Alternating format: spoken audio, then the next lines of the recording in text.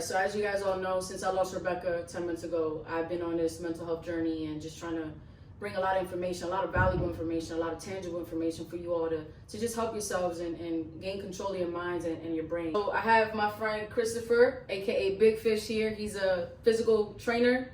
He's a nutritionist, a Marine stationed out here in San Diego, California. And I pitched an idea to him to talk about brain health, brain wellness, and of course nutrition, how everything ties into depression, suicide, ADHD, anxiety, and all of these disorders, diseases that affect our brains and ultimately really keep us paralyzed in our beds and in our minds, right? So Fish, I mean, you have a lot of value with what you do, and I know that this is going to be a very powerful presentation for you all. I put a little breakdown of everything I'm going to cover today. So right here we have the risk factors mainly. And I broke it down into a little acronym so that you guys can all hopefully remember it and try to avoid or be more aware of this as much as possible. So as you can see, it says bright minds. There's 11 of these, and these are all huge components to why you may be feeling fatigued, why you may be having sad thoughts, suicidal thoughts, and they all coincide together. So something that I really wanted to emphasize was the nutrition aspect. And for me personally, ever since I started to meal prep, I felt like my mental fog started to clear up. I had more clarity. I felt like I had more control of my decisions.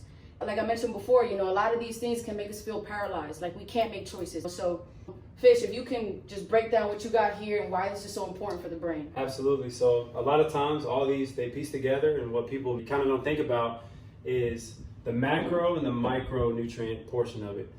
So a lot of these can be pretty much helped with by focusing on the micronutrient aspect of it. When we think protein, carbs, and fat, that's the first thing we think about when we think meal prep. I want to get big, I want to get shredded. Protein, carbs, and fats. What are my numbers? What can I max them out? Too many people overlook the micronutrient aspect of that. So what we did today is we kind of broke it down to some better foods to help that while still attacking the protein, carbs, and fats, because that's what people want to hear, right? So what people kind of got a good gist of is the brain needs healthy, fatty foods. So when we look at that, the fats, we can look at avocados, walnuts, and peanuts. These are going to help supplement everything that she's talking about, plus more. So the main thing with that is we want to kind of figure out how our meal is going to be timed out and figure out when we're going to have those meals. And we'll get into that a little bit later. So when we break down the carbs, so we got down here, when you're looking at carbs for the brain, you want to kind of look at your whole grains. So your wheat breads, brown rice, and your oats. These are going to be complex carbs. So these carbs are going to utilize to store the energy for a later exercise, or just pretty much eat them for breakfast so that you have energy throughout the day. So for the proteins, we're getting back to that, the oily fatty fishes that we were talking about for those fatty foods. And omega-3 helps with depression. And this is what a lot of people don't see. So when you get into a depressive state, you're just kind of like in your own zone. People don't eat.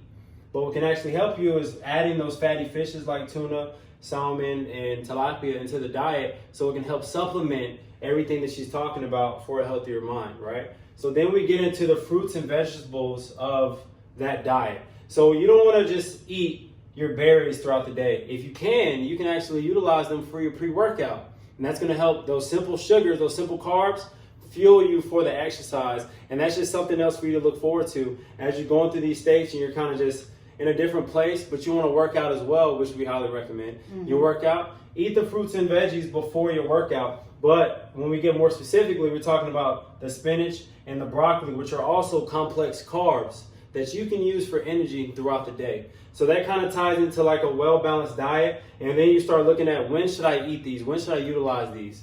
I recommend that you eat fruits before the workout. And as for vegetables, spinach or broccoli is for every meal with the big selection of vegetables that you have.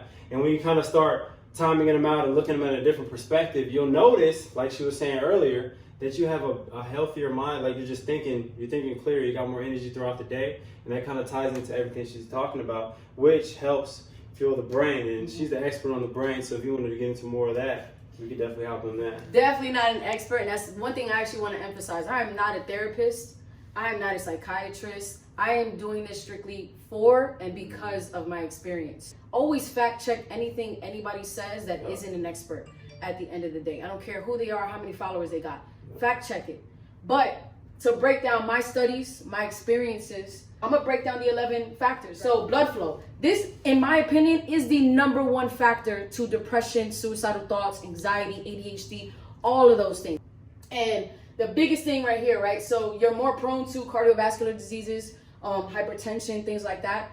But these foods are going to increase blood flow. So retirement and age, right? So there's a lack of learning, no progression, right? When we feel like we're not doing much with our lives, when we feel like we're at a plateau. This obviously comes with age, because when you hit a certain age, you kind of want to mellow out. So if you're in that area, I would say 50 and above, this is something to think about. You know, you're prone to depression because of that. So maybe find things that make you happy, ways that you can participate in the younger generation's ideas and businesses. Inflammation, that's a huge one. So as you guys can see, I have stars here. In my opinion, these are the ones that are really gonna affect you and keep you hostage pretty much to your depression and suicidal thoughts. Inflammation. So like as he mentioned before, right? So low omega-3 fatty acids. They have in a pill form. You can get these not just from food, but through like going to Walmart, buying them maybe like $12, something like that. Genetics, of course. Head trauma. A lot of people miss this one. And this can be as little as you didn't even have a concussion. You fell off of a bike. Or you're into sports, a lot of combat sports, any form of head trauma. Toxins, this is a big one too. A lot of us in our generation, right? Yo, pass the weed, bro. Pass the hookah, right? That is all damaging most of the brain cells that is gonna help you gain control of your mind. So I encourage us. I understand it's a vibe. I understand it's just a part of our generation, and it has been way more acceptable. But think about if you find yourself in a really hard situation where you feel like you can't get out, think about substituting some things. Think about maybe even decreasing how much you do it.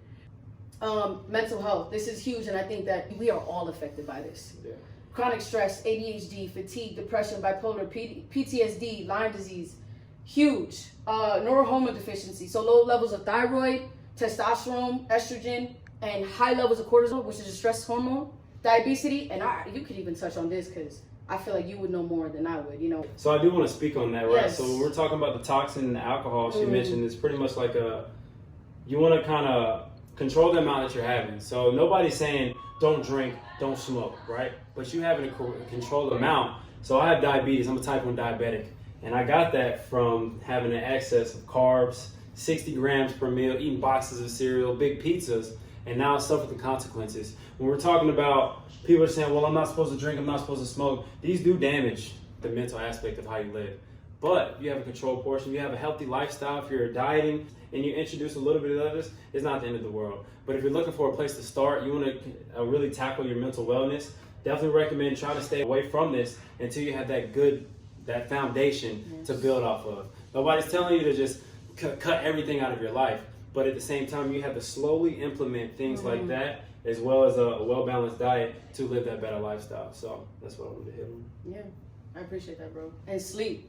I know we hear so many different ranges of how many hours of sleep. Average is 8. We hear the overachievers say 4 or 5, but the biggest thing is don't pass 8, because then you'll feel overly exhausted. In conclusion, if you're suffering from any mental health condition, whether it's mental or physical, you want to tie all these together starting with a well-balanced diet. And if that's 3 meals a day with a healthy amount of protein, carbs, and fat, every meal is going to have protein, every meal is going to have a carb, whether it's your vegetables or your whole grains, and eat your berries throughout the day. And as far as your avocado, walnuts, and peanuts, throw those in a little bit. Control the portion. Handful of peanuts, half an avocado. Once you start attacking that, you get that down pat, you'll notice that this will be tied in together, and you'll start to tack on every other thing nice and slow. Yes, something I want to add on just to finish up this video. I loved how he mentioned micro and macro from a nutritional sense. But if you think about micro and macro from a step-by-step lifestyle, right? When you make micro choices, micro changes, you will have macro results. You will start to see the transformation. So start small. I'm not telling you to completely wipe, like you said earlier. Do you do private sessions? I'm on to sign up for this shit. So while he touches on the physical portion, right, but he also touches with nutrition, we're tying in the mind, right, in the brain. And just like physical wellness and physical fitness is so acceptable, right? It's something that we all want to do. I want mental wellness to be thought as the same way. It's not that you have a mental illness or that you're stuck with the brain that you have. Just like you have a body and it may be in a form where you don't like it and it's just not to where you want it, right? So you make changes. Same thing with the mind. If you don't like the brain that you have right now, you can make changes. And this is how you start. Step 1, start today with all this information. I hope you guys take it. I hope you guys do something with it. Fish, I really appreciate you and your time, your value, your knowledge, your energy. Appreciate you. Goddamn. But we got some more coming for you guys, so stay tuned.